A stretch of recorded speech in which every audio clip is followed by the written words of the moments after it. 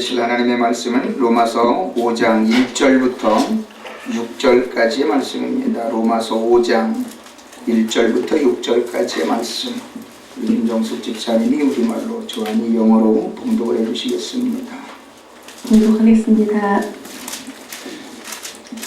그러므로 우리가 믿음으로 의롭다 하심을 받았으니 우리 주 예수 그리스도로 말미암아 하나님과 화평을 누리자.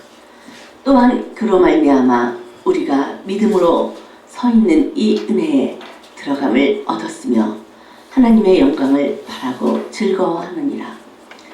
다만 이뿐 아니라 우리가 환난 중에도 즐거워하나니 이는 환난은 인내를, 인내는 연단을, 연단은 소망을 이루는 줄 알미로다. 소망이 우리를 부끄럽게 하지 아니함은 우리에게 주신 성령으로 말미암아 하나님의 사랑이 우리 마음에 부은 바 됨이니 우리가 아직 연약할 때에 계약대로 그리스도께서 경건하지 않은 자를 위하여 죽으셨도다. 아멘. Bible reading Romans chapter 5 verse 1 to 6. Therefore, since we have been justified through faith, we have peace with God through our Lord Jesus Christ, through whom we have gained access by faith into this grace in which we now stand, and we rejoice in the hope of the glory of God. Not only so, but we also rejoice in our sufferings, because we know that suffering produces perseverance, character, and character hope. And hope does not disappoint us, because God has poured out His love into our hearts by the Holy Spirit, whom He has given us. You see, at just the right time, when we were still powerless, Christ died for the ungodly. 아멘. 여러분, 이번 주 목요일 날이 무슨 날이지요? 3.1절입니다. 3.1절인데 이 3.1절 날 우리가 꼭 잊지 말아야 할 것이 있습니다. 이 3.1절은 우리 민족의 정체성을 상기시키고 우리 기독인들이, 즉 하나님의 백성들이 이 나라 이 민족을 일제의 압제에서 정신적으로 신앙적으로 일깨우기 위해서 일어났던 날이 3.1절입니다. 민족적인 정체성을 찾는 그 일에 33명의 민족 대표가 독립선언문을 낭독했습니다. 그 33명 중에 16명이 기독교 지도자였습니다. 오늘 말씀을 보게 되면 믿음으로 의롭다 하심을 얻고 예수 그리스도로 인하여 하나님과 화평을 이룰 수 있는 그 믿음의 고백이 우리에게 분명히 필요한데, 그러기 위해서는 환난은 인내를, 인내는 연단을, 연단은 소망을 이루는 줄 알미로다 라고 사도 바울이 고백합니다. 이 고백이 로마에 있는 유대인들, 성도들을 향해서 하나님의 말씀을 전하지만 이 말씀이 과연 성도라고 하는 국한되어진 대상자들에게만 이 드려지는 말씀일까요?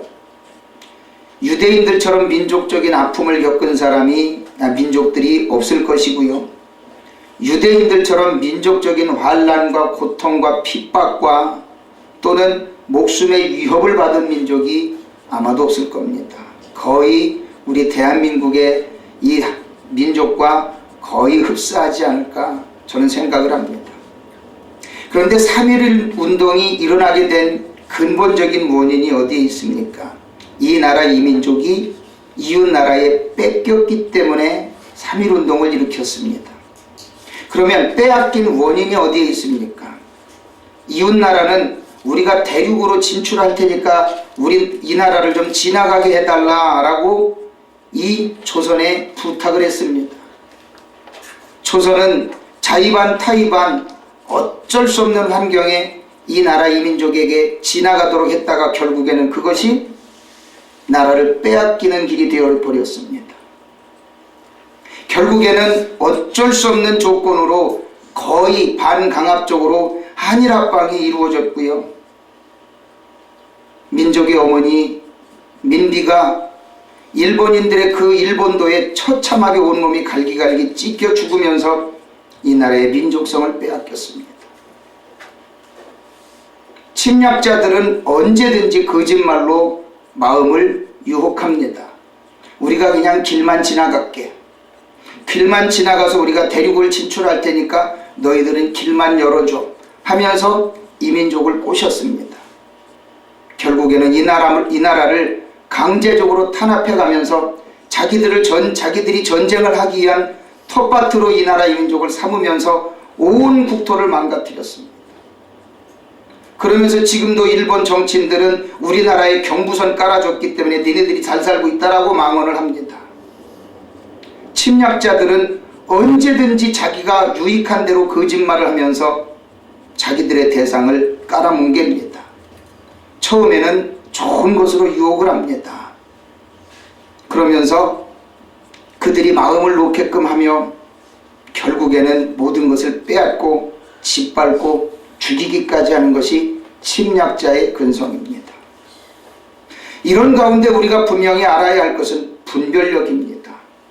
이 분별력이 없게 되면 우리는 무엇이 옳고 그른가를 잃어버리게 되고 그 유혹하는 침략자들의 말에 내 믿음이 빼앗기고 마음이 빼앗기고 생활이 빼앗기고 결국에는 생명까지 빼앗기는 어리석은 일들을 범하게 됩니다.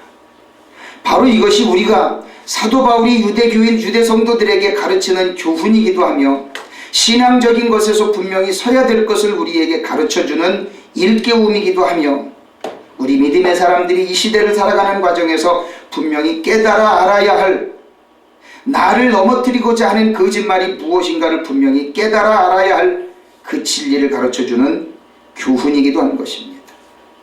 오늘 이 말씀을 우리는 생각해 보면서 사도 바울이 편지를 썼던 그 시기와 우리가 3.1운동을 일으켰던 그 시대적인 연도는 다르지만 환경적인 배경이 너무나도 비슷하기 때문에 저는 이것을 한번 비교해 보면서 맞춰가면서 우리가 환난과 인내와 연단과 소망이 왜 우리에게 필요한지를 우리 다시 한번 생각해 보면서 저와 여러분들이 하나님을 향한 신앙을 이제는 악한 무리들에 의해서 우리의 신앙이 빼앗기지 않고 온전하게 지켜짐으로 인해서 하나님의 영광을 찬양하는 아름다운 삶을 살기를 예수 그리스도 이름으로 축원을 드립니다. 한 가지를 더 말씀드린다면 힘이 없어 다른 사람에게 맞으면서 내가 너를 용서할게, 내가 너를 사랑할게 그러면 그것이 진짜 용서요 사랑일까요? 내가 상대보다 힘이 약하고 가진 것이 없어서 맨날 두들겨 맞고 맨날 비참한 처지에 빠집니다. 그러면서 내가 너를 용서할게, 내가 너를 사랑하기 때문에 용서할게. 이것이 말이 될까요? 내가 상대보다 강하지만 내가 너를 얼마든지 이길 수 있지만 내가 예수님을 사랑하기 때문에 너를 용서하는 거야. 어떤 것이 옳을까요? 내가 강하지만 나 얼마든지 너 혼내줄 수 있지만 나는 예수님을 사랑하기 때문에 너를 용서해. 이것이 진정한 용서요 사랑이 아닐까요? 3.1운동의 교훈이 바로 이러한 교훈이기도 하다라는 겁니다.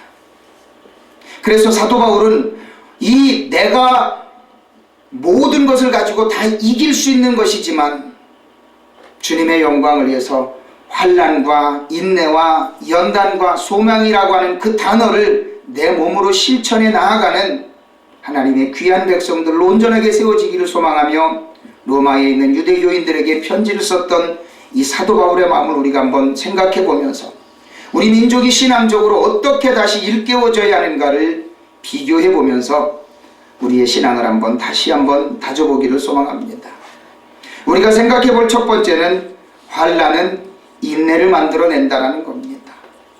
바로 이 환난은 인내를 배우게 하는 하나의 과정이라고 하는 것입니다.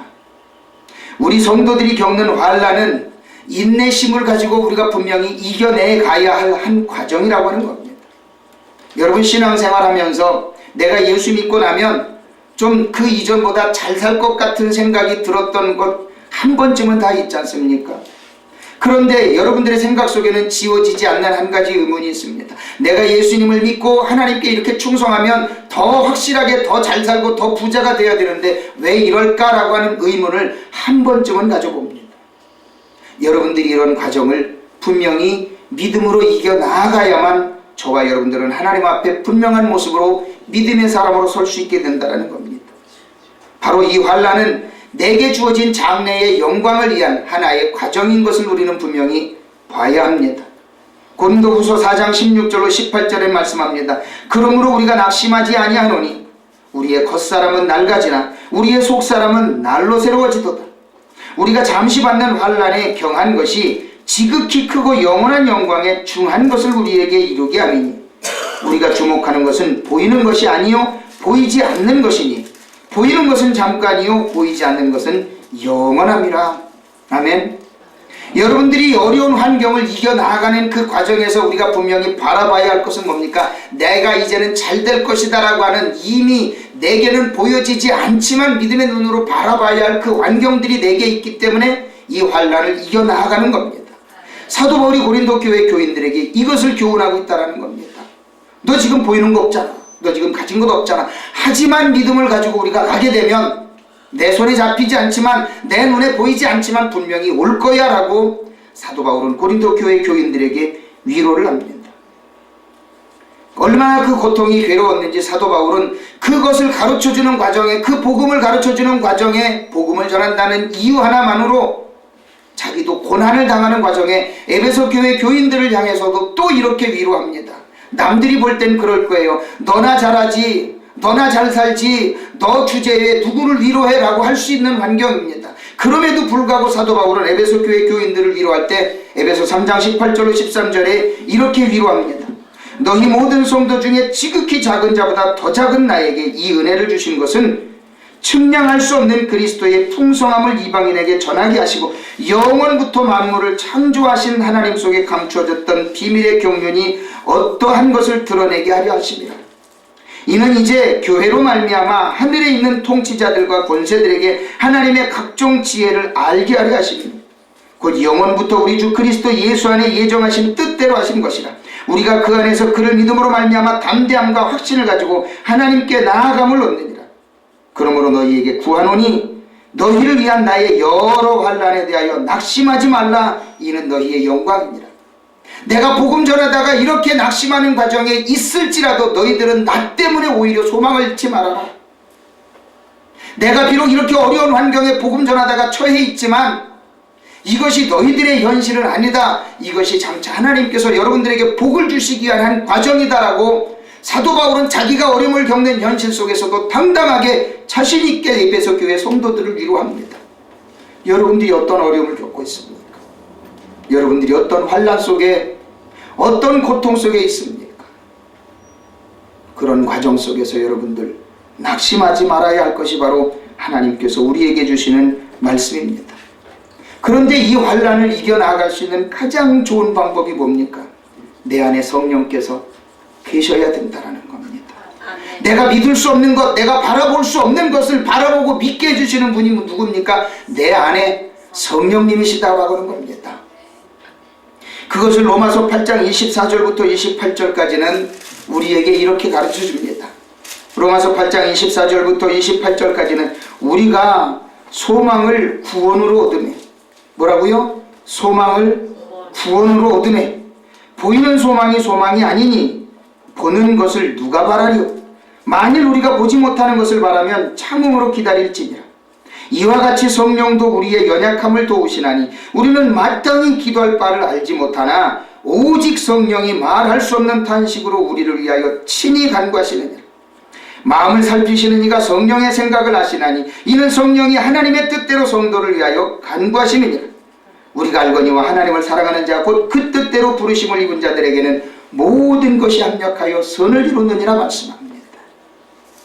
내가 어려워하고 힘들어하고 괴로워할 때 내 안에 오셔서 이 괴로움을 이겨나가도록 기도하게끔 해주시는 마음의 열정을 주고 위로를 주고 내가 기도할 수 있는 용기를 주는 분이 누구냐?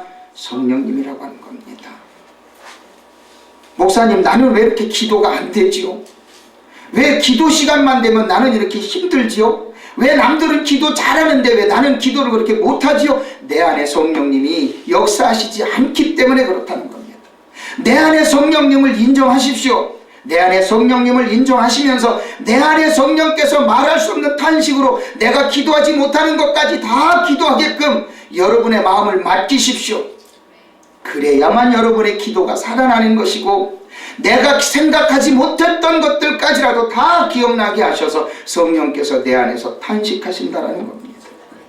이것을 감당해냈던 사람이 바로 사도 바울입니다.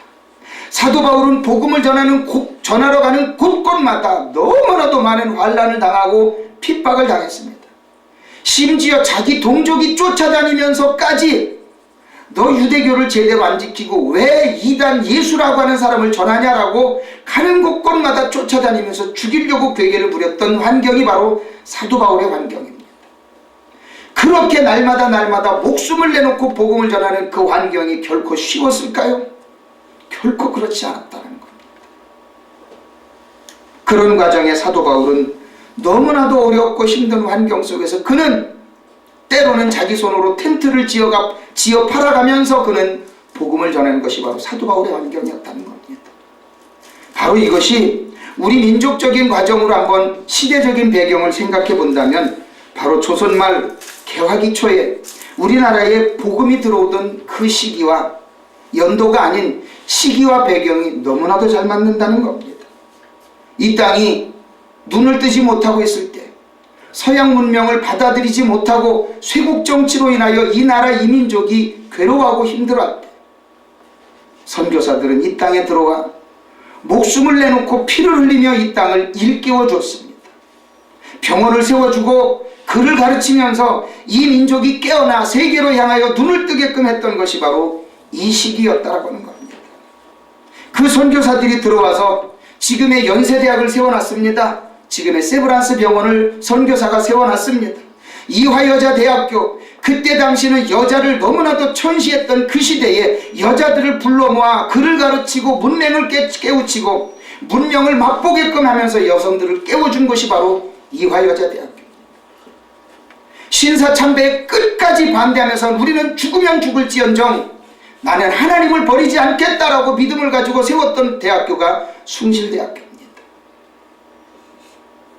하나님을 사랑하는 그 마음이 있었기 때문에 환경에 어떤 어려운 여건이 있다 하더라도 나는 결코 하나님을 버리지 않겠습니다라고 끝까지 믿음을 지켰던 사람들이 이 나라 이 민족을 문맹에서 깨우칠 수 있었던 선구자들이요 진정한 하나님의 종들이었다라는 사실입니다.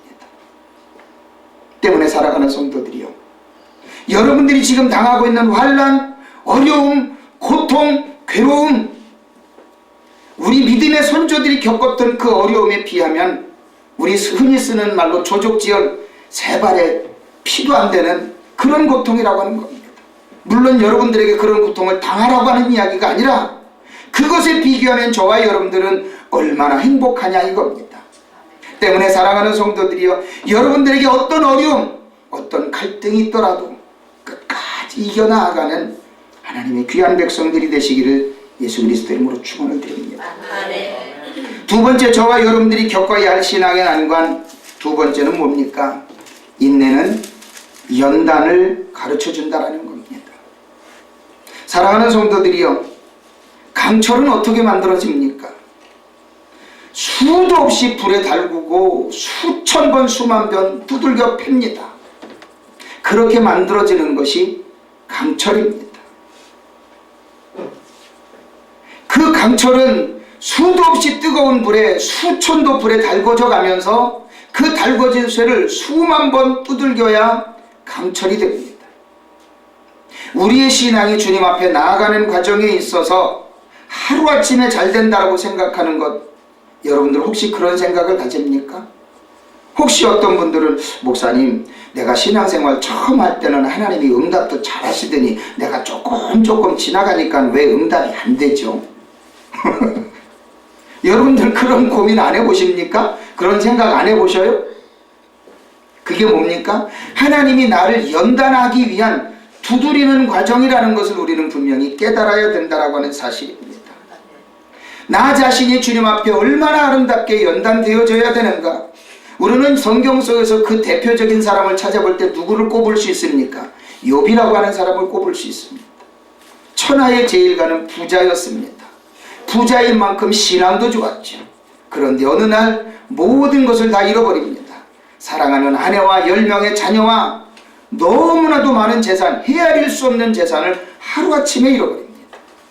그러는 과정에 욥은 자기 자신이 이 모든 것을 잃었을지라도 자기 자신은 하나님 앞에 분명하게 온전하게 세워져 있다라고 하는 고백을 욥기서 23장 3절부터 10절까지는 이렇게 고백하는 것을 보게 됩니다. 내가 어찌하면 하나님을 발견하고 그의 처소에 나아가랴. 어찌하면 그 앞에서 내가 호소하며 변론할 말을 내 입에 채우고 내게 대답하시는 말씀을 내가 알며 내게 이르시는 것을 내가 깨달으랴. 그가 큰 권능을 가지시고 나와 더불어 다투시겠느냐? 아니로다. 도리어 내 말을 들으시리라. 거기서는 정직한 자가 그와 변론할 수 있은즉 내가 심판자에게서 영원히 벗어나리라. 그런데 내가 앞으로 가도 그가 아니 계시고 뒤로 가도 보이지 아니하며 그가 왼쪽에서 일하시나 내가 만날 수 없고 그가 오른쪽으로 돌이키시나 배울 수 없구나. 그러나 내가 가는 그 길을 그가 아시나니 그가 나를 단련하신 후에는 내가 순금같이 되어 나오리라. 아멘. 욥은 고백합니다. 하나님이 계신 것 같아서 내가 보면 안 계시고 이쪽에서 일하시는 것 같은데 돌아보면 안 계시고 이쪽에도 계시는 것 같은데 보면 없고 저쪽에 계시는 것 같아도 보면 없고 분명히 일하시는 것 같은데 하나님은 안 보이시더라. 그러나 이것이 나를 단련하는 과정이었기 때문에 그가 나를 단련하신 후에는 내가 순금같이 되어 나올 것이다 라고 욥은 분명하게 고백하는 것을 보게 됩니다.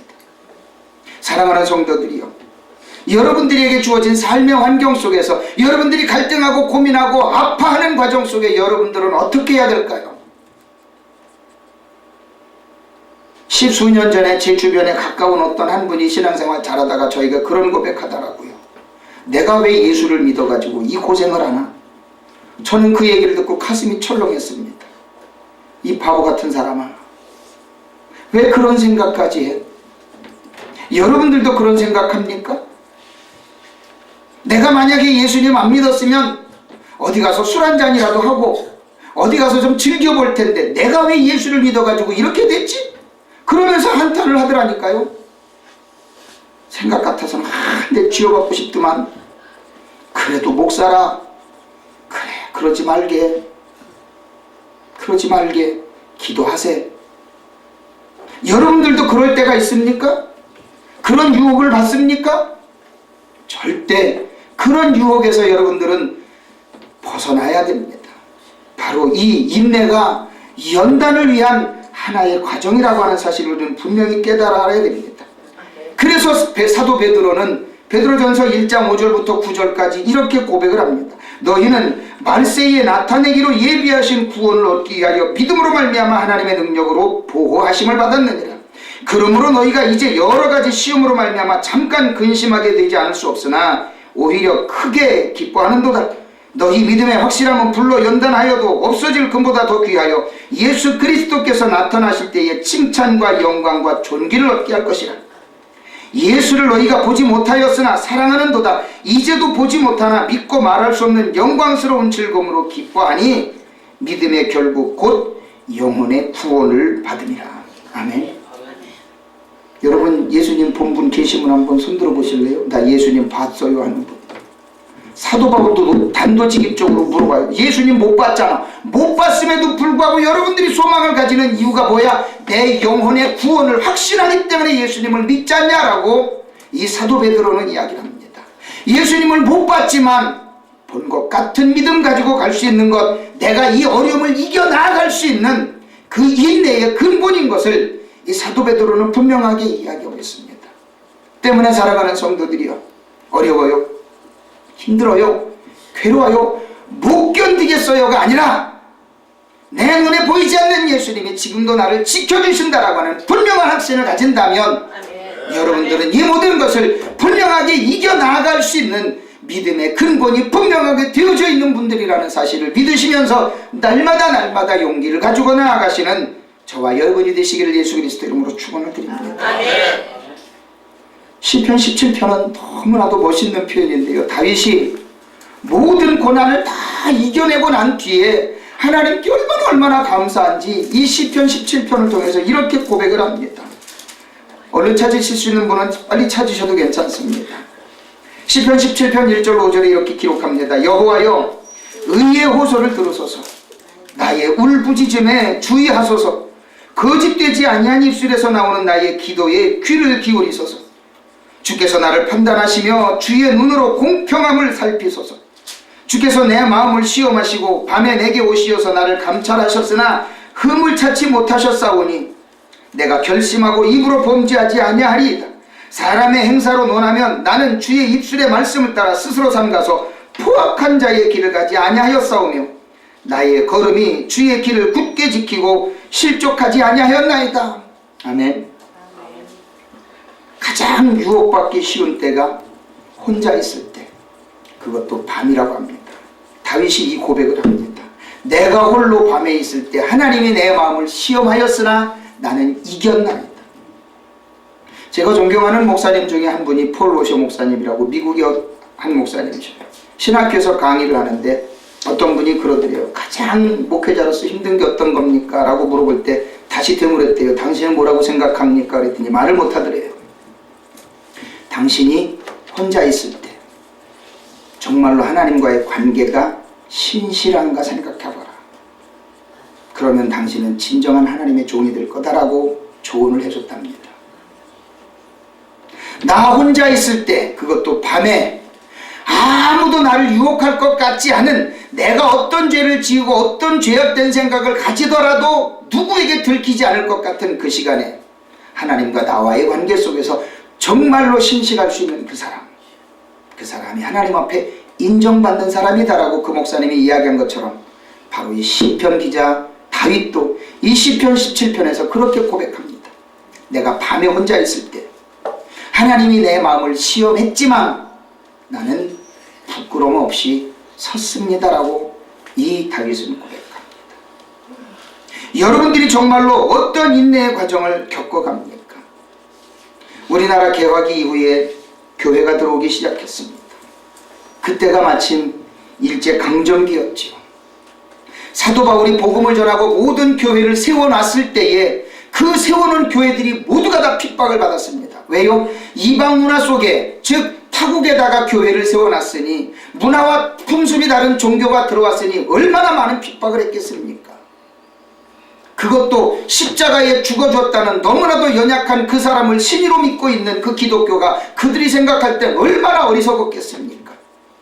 그러니 바울이 세워놓은 모든 교회들, 고린도 교회, 갈라디아 교회, 에베소 교회, 데살로니가 교회, 골로새 교회, 이 모든 교회들이 얼마나 어려웠겠습니까? 그 모진 핍박을 이겨내면서 어려울 때마다 힘들 때마다 사도 바울에게 받은 편지들이 바로 고린도, 갈라디아, 에베소, 골로새서, 데살로니가, 이 전서들이 바로 이 편지들이 그때 당시에 받은 편지들이 바로 성경에 기록되어 있는 이 바울서신이라고 하는 겁니다. 우리나라 일제강점기 때 수많은 교회들이 이렇게 핍박을 받았다라는 겁니다. 때로는 예수 믿는다는 이유로, 때로는 자기들이 섬기는 천황에게 인사하지 않는다는 이유로 불려가서 고문당하고 옥에 갇히고 심지어 죽이고, 그런 모진 고난을 겪어내면서도 우리 신앙의 선배들은 이 신앙을 견뎌냈습니다. 주기철 목사님 같은 경우는 이 판에다가 못을 박아놓고 네가 예수님을 부인하지 않겠다면 이 못판 위를 걸어가라. 주기철 목사님은 하나님을 향한 신앙을 지키기 위해 그 못판을 맨발로 끝까지 걸어갔습니다. 일본 군사들이 기절을 할 정도였습니다. 여러분 같으면 그 못판을 걸어가겠습니까? 아니면 예수 안 믿겠다고 부인하겠습니까? 솔직히 저도 못해요. 그런데 주기철 목사님은 걸어가셨어요. 수많은 믿음의 종들이 옥에서 매를 맞아 죽어가면서도 예수님을 부인하지 않았어요. 이것이 바로 일제강점기 때 우리 하나님의 사람들, 믿음의 선배들이 이 신앙을 지키기 위하여 했던 그 신앙의 길이라고 하는 겁니다. 창시개명하자. 그래도 끝까지 버티면서 안 했습니다. 저희 아버지가 언젠가 먼저 가신 삼촌께서 고백하시더라고요. 아버지 일제시대 겪어보셨어요? 그랬지. 저희 아버지께서 27년생이시니까. 아버지 그럼 창시개명 때 어떻게 했어요? 그랬더니 나한테도 일본 성을 줬지. 국본, 나라국 밑본자, 국본이라고 하는 창시개명 성씨를 줬었지. 근데 나는 안 썼어. 저희 아버지는 6.25 때 25살의 나이로 제주도에서 훈련받고 6.25에 참전하셨습니다. 사랑하는 성도들이요, 이 나라 이민족의 역사를 여러분들이 분명하게 안다면 여러분들의 신앙이 흔들릴 만한 그런 환경이 오더라도 여러분들은 부인하겠습니까? 그 일제강점기 때 우리가 받았던 그 신앙의 핍박에 비교해 본다면 여러분들 지금 겪고 있는 이 환란이 얼마나 아플 것입니까? 결코 그게 비교할 수 없다는 겁니다.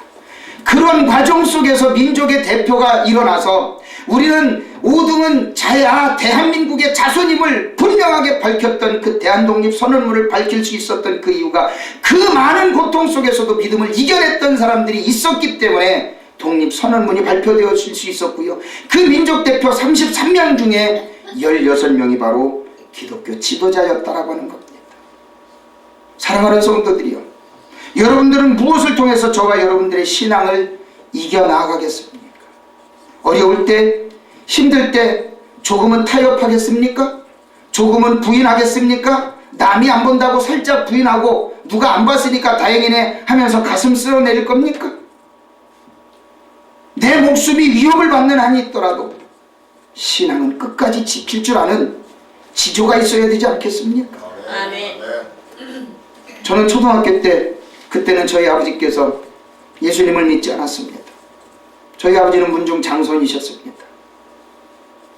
문중 제사를 드릴 때 저는 맨 뒤에 서서 제 절 안 하고 가만히 있으면 저희 아버지께서 그래도 장손이시니까 지금으로 이야기하면 당숙부님들이죠. 아버지의 사촌들. 절 안 하고 서 있는 저를 향해서 손가락질해 가면서 형님은 돌아가시고 나면 누구한테 제사밥 받으려고 저놈을 저렇게 가르쳐 놓으셨습니까? 라고 면전에서 핍박당하고 얼마나 욕을 먹었는지 몰라요. 이 후레자식이라고. 아버지가 보는 앞에서 저를. 그래도 저는 절대 절 안 했습니다. 부엌으로 도망가서 펑펑 울면서 어머니한테 위로받고. 사랑하는 성도들이여, 내 신앙이 어떤 위협에 있을지라도 저와 여러분들이 그 위협 속에서 여러분의 신앙을 분명하게 지켜갈 수 있는 것, 바로 하나님께 사랑받을 수 있는 가장 귀한 길이라는 것을 분명하게 깨달아 알고, 믿음의 선조들처럼 아무리 큰 나라가 이 나라를 집어삼켰을지라도 내가 비록 힘이 없어 매를 맞고는 있지만 신앙만큼은 지켰던 우리 믿음의 선조들처럼 끝까지 신앙을 지켜가는 저와 여러분이 되시기를 예수 그리스도 이름으로 축원을 드립니다. 아멘. 세 번째 생각해 볼 수 있는 것, 연단은 소망을 이룬다라고 하는 겁니다. 사랑하는 성도들이여, 충분하게 연단된 자들에게는 소망이라는 것이 있다라고 하는 겁니다. 여러분들은 얼마나 연단되어져 있습니까? 근데 어떤 분들은 매번 힘들고 어려울 때마다 아이고 아직도 고생하시네요. 아이고 하나님이 저를 지금도 연단시키시네요. 근데 지가 연단받는 자리에 있으면서 자기를 하나님이 연단시키신대. 그러나 사랑하는 성도들이요, 여러분들이 연단받고 있다고 생각하면 소망을 향해서 일어나십시오. 아멘. 어떤 분들은 자기가 연단받는 거기 때문에 어쩔 수 없대 그러면서 맨날 그 연단받는 자리에 앉아가지고 나는 하나님이 연단하신대 자기는 영적으로 깨어있는 거 마냥 그렇게 이야기를 해요. 그러나 여러분 착각하지 마십시오. 여러분들이 정말로 연단받았다라고 생각하면 그 연단을 통해서 소망을 가지고 일어나는 분들이 되어져야 되지 않겠습니까? 그 예를 사도 바울은 아브라함의 예를 들어서 이야기를 합니다. 로마서 4장 17절부터 22절까지는 이 아브라함이 연단받는 자리에서 일어난 사람인 것을 이렇게 이야기를 합니다. 로마서 4장 17절로 22절에 기록된 바 내가 너를 많은 민족의 조상으로 세웠다 하신 것 같으니 그가 믿은 바 하나님은 죽은 자를 살리시며 없는 것을 있는 것으로 부르시는 이시니라. 아브라함이 바랄 수 없는 중에 바라고 믿었으니 이는 내 후손이 이같으리라 하신 말씀대로 많은 민족의 조상이 되게 하려 하시니라. 그가 100세나 되어 자기 몸이 죽은 것 같고 사라의 태가 죽은 것 같음을 알고도 믿음이 약하여지지 아니하고 믿음이 없어 하나님의 약속을 의심하지 않고 믿음으로 견고하여져서 하나님께 영광을 돌리며 약속하신 그것을 또한 능히 이루실 줄을 확신하였으니 그러므로 그것이 그에게 의로 여겨졌느니라. 나 이제 나이가 100살이야. 어떻게 내가 아기를 가져?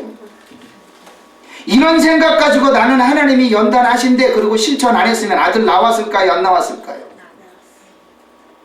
아브라함이 90세에 할례를 받았습니다. 오늘날로 이야기하면 포경수술이에요. 호호 할아버지가 포경수술 받고 부부생활 한다는 게 상상이 됩니까? 하나님이 나를 연단하시니까 나는 그냥 이 자리에 연단 받을게. 그게 아니에요. 연단 받는 자리에서 이제는 소망을 가지고 일어난 겁니다. 이 사도 바울이 로마교회 교인들에게 여러분들이 연단받고 있다면 그 연단의 자리에만 그냥 있을 것이 아니라 소망을 가지고 일어나라라고 아브라함의 예를 들어서 이야기를 해주고 있다라고 하는 겁니다. 왜 소망은 가지고 있는데 일어나지를 못하느냐? 왜 연단받는다고만 생각하고 그 자리에만 있느냐라고 사도 바울은 이야기를 해줍니다. 여러분들이 어떤 삶을 살기를 원합니까? 영적으로 깨어있는 것처럼 하나님이 나 연단하셔요. 그러면서 맨날 그 연단받는 자리에만 쭈그리고 앉아있을 겁니까? 좀 일어날 생각은 없습니까? 기도하면서 하나님 내게 좀 소망을 주시고 더 큰 능력을 좀 주셔서 이 연단받는 자리를 좀 박차고 나갈 수 있게끔 해주시지 않겠습니까? 라고 기도해 볼 생각은 없습니까?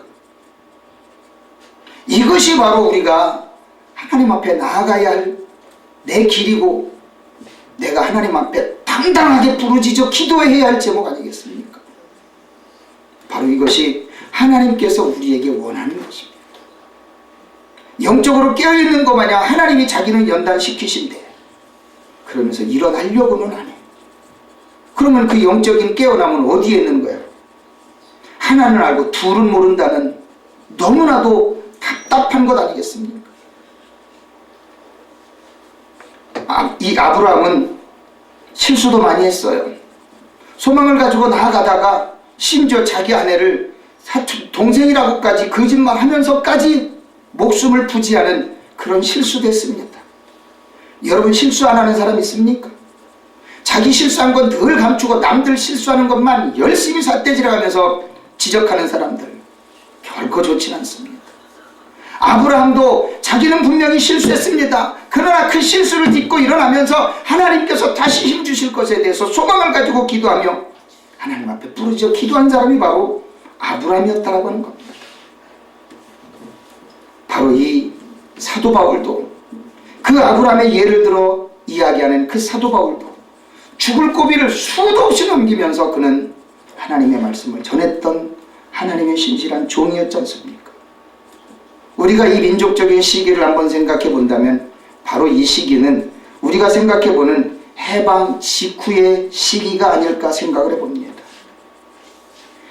일제강점기를 우리는 자력으로 아닌 타력에 의해서 2차 대전을 종식시킨 미국의 원자폭탄에 의해서 우리는 일제강점기에서 겨우겨우 해방이 되었습니다. 근데 그때 상황은 어떤 상황이었었습니까?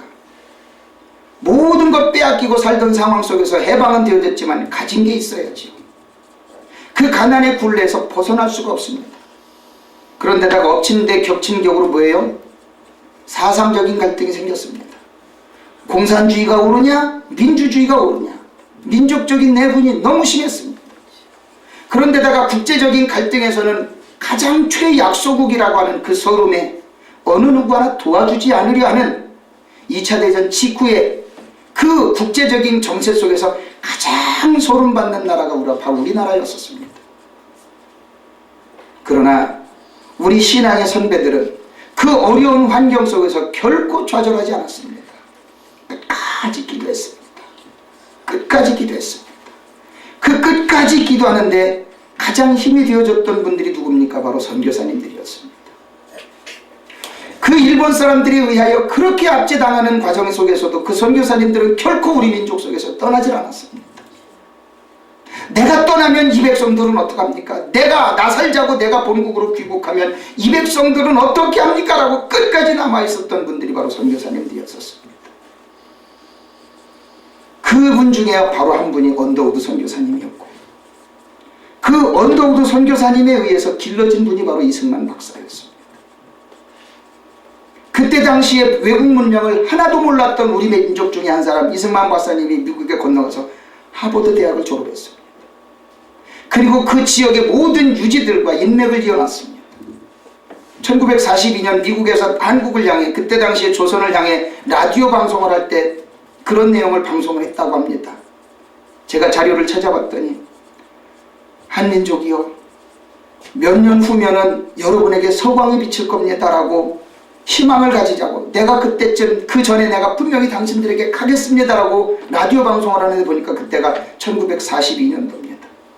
우리가 해방된 해가 몇 년입니까? 45년입니다. 이분이 이 선경지명을 가질 수 있었던 이유가 뭡니까? 그때 당시에 미국 내의 모든 유지들, 정치인들을 언어가 소통되는 가운데 그분들과 소통을 했기 때문에 그 미래를 미리 볼 수 있었던 것 아니겠습니까?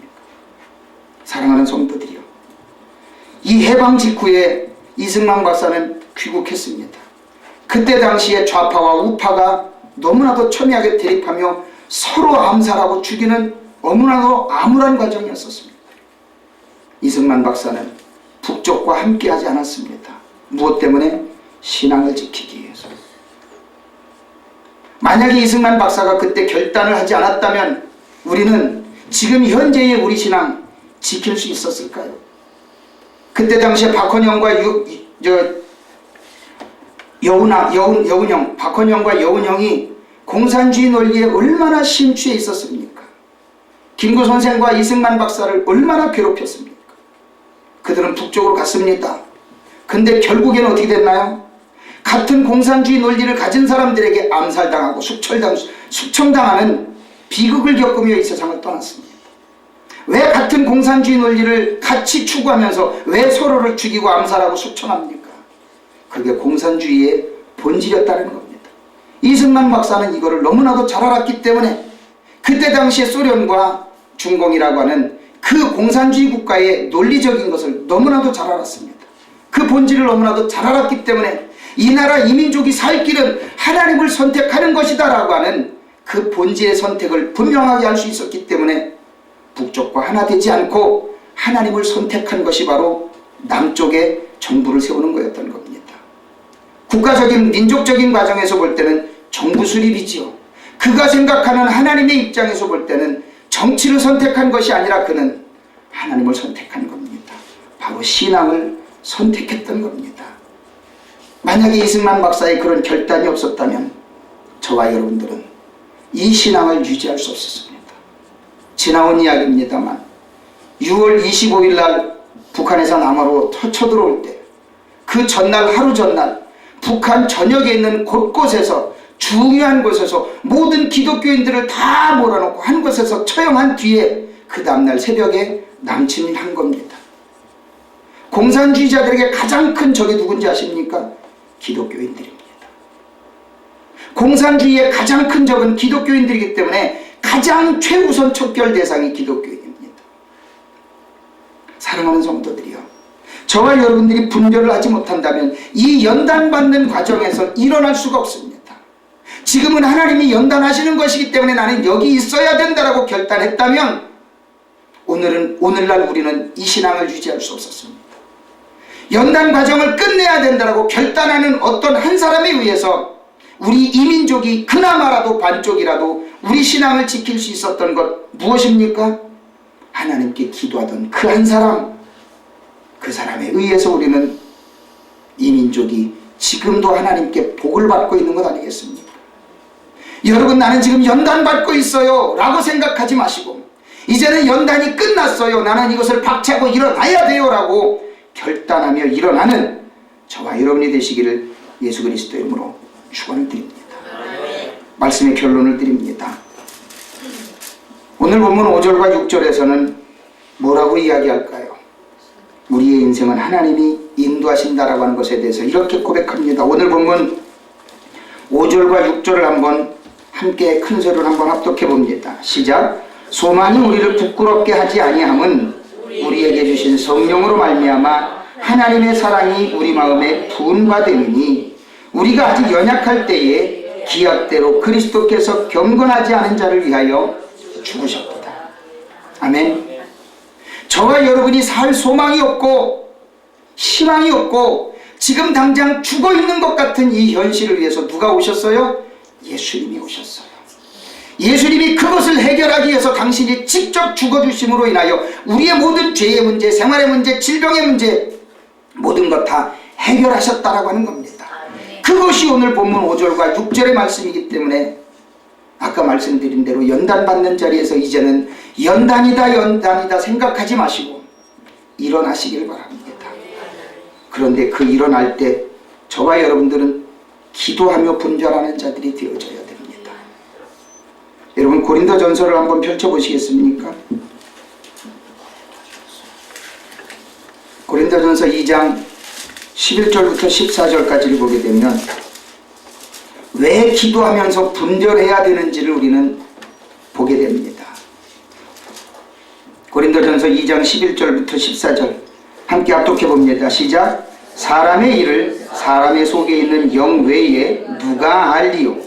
이와 같이 하나님의 일도 하나님의 영 외에는 아무도 알지 못하느니라. 우리가 세상의 영을 받지 아니하고 오직 하나님으로부터 온 영을 받았으니 이는 우리로 하여금 하나님께서 우리에게 은혜로 주신 것들을 알게 하려 하시니라. 우리가 이것을 말하거니와 사람의 지혜가 가르친 말로 아니하고 오직 성령께서 가르치신 것으로 하니 영적인 일은 영적인 것으로 분별하느니라. 육에 속한 사람은 하나님의 성령의 일들을 받지 아니하나니 이는 그것들이 그에게는 어리석게 보이며 또 그는 그것들을 알 수도 없나니 그러한 일은 영적으로 분별되기 때문이라. 아멘. 우리는 민족 상잔의 비극을 겪었습니다. 6.25라고 하는 처참한 비극을 겪었죠. 6.25 때 죽은 사상자만 300만 명입니다. 그 전쟁이 왜 일어났습니까? 북에서는 북침이라고 가르친대요. 엄연한 사실, 세계가 인정하는 사실, 세계의 역사는 뭡니까? 북침입니까? 남침입니까? 당연히 남침이죠. 그런데도 그 역사를 뒤집고 싶어하는 사람들은 북침이라고 주장을 합니다.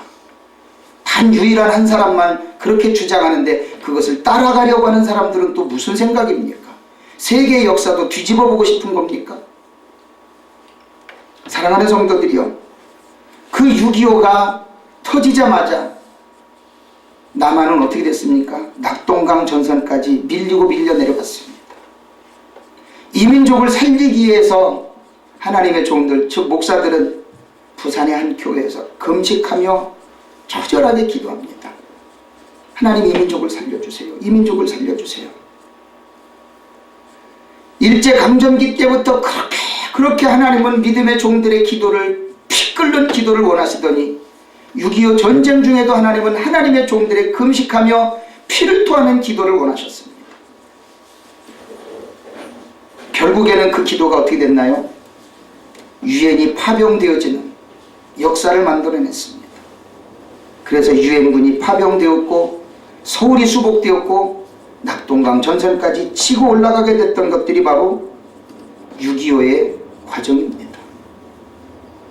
이것이 하나님의 종들이 기도하는 과정에 이 일이 이루어졌다는 것을 어느 누가 부인하겠습니까? 어떤 분들은 역사로만 이야기합니다. 유엔에서 결의가 됐기 때문에 유엔군 파병이 된 거 아니냐. 그러나 그때 당시에 하나님의 종들의 기도가 있었기 때문에 유엔에서 결의할 때 그 유일하게 반대할 수 있는 그 소련의 대표가 유엔군 회의실에 올 때 타이어가 펑크가 나가지고 그 회의에 참석을 못해서 반대 거수를 못했던 것 아닙니까? 그 일을 누가 했을까요? 하나님이 하셨고, 그 하나님이 일하시도록 누가 기도했나요? 하나님의 종들이 굶어가며 피 끓는 기도를 하나님의 성전에서 엎드려 기도했기 때문에 하나님이 그 일을 하신 것 아니겠습니까? 이 이 민족이 살기 위해서 우리는 어떻게 됩니까? 만약에 그때 우리가 완전히 적화됐다면 여러분들은 지금 이 순간 이 자리에 앉아 있을까요? 이것이 바로 고린도전서 2장 11절부터 14절까지 우리에게 가르쳐주는 영적인 분별력입니다.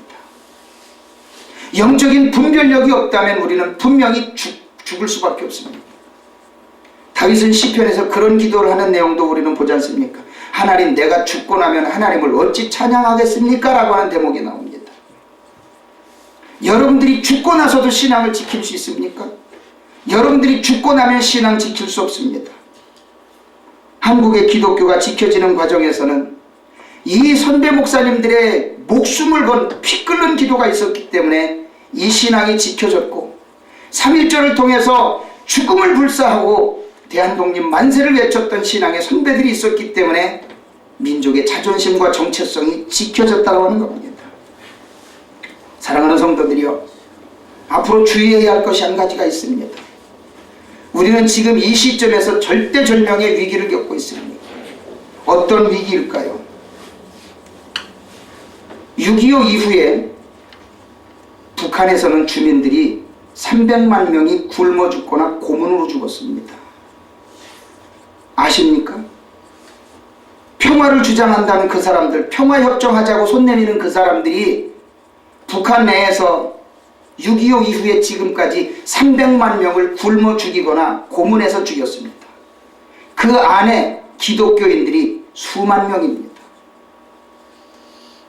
평화를 제의하자는 사람들이 그런 짓을 저질러야 되겠습니까?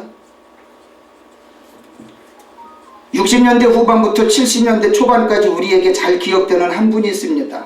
청와대를 폭파하겠다고 내려왔던 무장공비 중에 가장 우두머리 김신조라고 하는 분이 지금은 목사님이 되셨습니다. 그분이 피를 토하면서 하는 간증이 있습니다. 북한 놈들 절대 믿지 말라고. 아무리 평화를 제의해도 믿지 말자고 피를 토하며 얘기합니다. 탈북자 중에서 여성분이 있습니다. 탈북 여성 중에서 박사 1호가 있습니다. 이애란 박사님입니다. 간증할 때요, 북한 놈들 김일성 개자식이라고 이야기해가면서 간증을 합니다. 절대 북한 놈들 평화하자고 얘기해도 믿지 말자고. 그 사람이 왜 그렇게 피를 토하면서 간증을 할까요? 왜 핏대 올리면서 얘기할까요? 자기가 그 죽을 사선을 넘어와 봤기 때문에 아는 거예요. 그놈들 믿어봐야 우리가 죽는다는 거예요. 그 사람들의 속임수에 넘어가면 우리가 죽는다는 거예요. 죽은 다음에 여러분들 평화할 수 있습니까? 무덤에서 평화할 수 있습니까? 우리나라에 김일성 주체 사상을 가장 먼저 심어놓고 가르쳤던 이동호라고 하는 사람이 있습니다. 그 사람도 이야기합니다. 절대 북한 놈들 믿지 말라고. 김일성 주체 사상 교육받은 놈들 절대 믿지 말라고. 피를 토하며 간증합니다. 전국을 다니면서 간증을 합니다. 지금 탈북자 모임 공동대표회장인 박상학 씨가 있습니다. 그 사람도 절대 북한 놈들 믿지 말래요. 자기가 살던 고향 사람들인지 절대 믿지 말래요. 아무리 평화협정 제의해도요, 믿지 말래요. 한 가지 예를 들어볼까요? 1960년대 후반에 베트남에서는 북쪽 공산당과 남쪽 민주주의가 평화협정을 합니다. 평화협정을 하는 대신 미군이 철수하는 걸로. 북쪽 베트남도 아니고 남쪽 베트남이 아닌 제3국에서 평화협정을 합니다. 평화협정을 한 뒤에 딱 2년 후에 어떤 일이 일어났습니까? 베트남 전쟁이 일어났습니다. 그 전쟁이 누구에 의해서 이루어진 겁니까? 북쪽에 의해서 이루어진 겁니다. 공산당에 의해서. 우리나라 남한 군대가 가서 피 흘려 싸워 지켜준 평화입니다. 그 사람들이 처음에는 우리 평화하자, 우리가 해달라는 거 다 해줄게, 평화하자 해가지고 평화협정 한 겁니다. 그리고 나서 미군 몰아냈습니다. 그리고 나서 2년 후에 전쟁을 일으켰습니다. 이게 공산당의 본질입니다. 여러분, 평화하자고 손 내밀 때 여러분, 하나님의 종들이 그럼 당연히 사랑해줘야지요. 물론 사랑해줘야지요. 근데 그 본질을 알고서 사랑해주고 용서해준다면 내가 죽는데요? 죽고 나서 평화가 무슨 소용이 있습니까? 여러분, 죽고 나서 평화할 수 있습니까? 다윗의 고백처럼 내가 죽고 난 뒤에 어떻게 하나님을 찬양할 수 있습니까? 이 평화가 가능한 겁니까? 여러분들이 목숨 잃고 나서 무덤에 가서 평화할 수 있습니까? 한나는 인내는 연단은 소망을 이루어간다라고 하는 이 신앙의 난관을 여러분들은 어떻게 분별할 겁니까? 다시는 3.1운동이 일어나지 말아야 돼요. 3.1운동이 일어난 이유가 뭡니까? 우리가 나라를 뺏겼기 때문에 3.1운동 한 거 아닙니까? 나라 안 뺏겼으면 3.1운동 안 했잖아요. 나라를 뺏긴 이유가 뭡니까? 우리가 지나갈게 길 좀 터줘. 그 길 비켜줬던 게 일제강점기 아닙니까? 우리 평안해 그러다가 두들겨 맞은 게 6.25 남침 아닙니까? 그 공산당의 본질을 지금도 몰라서 평화하자고 이야기할 때 그래 평화하자. 휴전 이후에 지금까지 평화하자 해놓고 평화협정하다가 뒤통수 맞은 게 몇 번입니까? 수도 없이 갖다 퍼줬는데도 불구하고 북한에서는 수많은 사람들이 굶어 죽고 그 많은 돈을 보내줬는데도 다 굶어 죽고 다 고문당해 죽었습니다. 왜 그랬을까요? 지 고모부까지 발칸포로 쏴서 죽이는 사람이 그러면 평화의 온전한 화신입니까? 뒤로는 사람 죽이면서 앞으로는 평화하자 그러고 그 목적이 뭡니까? 우리를 죽이기 위한 속임수 아닙니까? 우리는 이 본질을 분명하게 알지 못하면 우리에게는 신앙도 없습니다. 신앙의 연단도 없습니다. 여러분들이 분명히 분별을 해야 합니다. 하나님이 지금도 통탄하고 계시는 이유가 뭔지 아십니까? 이 나라 이 민족이 하나 되지 못하는 겁니다. 우리가 일제강점기를 겪은 이유, 6.25를 겪은 이유가 뭡니까? 좌파의 우파의 원인도 아닙니다. 하나님을 떠난 그 근본적인 이유이기 때문에 우리가 이 민족적인 고통을 겪었던 것 아니겠습니까? 이스라엘 백성들은 그것을 진작에 깨달았기 때문에 2차 대전 이후에 지금까지 그 강원도 땅덩어리만한 그 나라 가지고 중동 지역을 호령하고 있는 이유가 뭡니까? 신앙을 회복했기 때문입니다. 하나님 앞에 바로 섰기 때문입니다. 저와 여러분들이 분명히 분별해야 합니다. 하나님 앞에 나아가야 합니다. 어떤 분들은 꼭 이야기합니다. 왜 색깔론을 이야기하냐? 이게 색깔론입니까? 하나님을 떠난 원인을 이야기하는 게 이게 색깔론입니까? 우리는 분명히 민족을 되찾아야 합니다. 하나님께서 찾아주시는 그 민족을 위해서 부르짖어 기도하는 저와 여러분이 되면서 이 모든 신앙의 난관을 이겨나가시기를 예수 그리스도 이름으로 축원을 드립니다. 아멘. 아멘.